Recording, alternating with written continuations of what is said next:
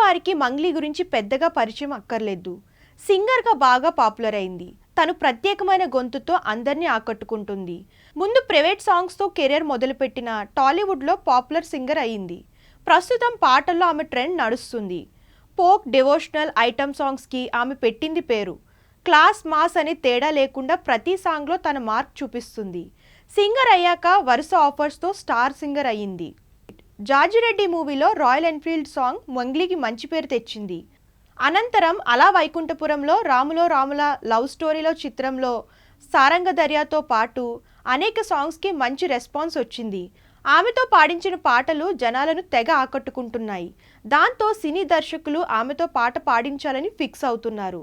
సంగీత ప్రపంచంలో ఆమె అందుకున్న విజయాలకు గాను ఇటీవలే సంగీత నాటక అకాడమీ నుండి ఉస్తాద్ బిస్మిల్లా ఖాన్ యువ పురస్కారానికి ఎంపికైంది.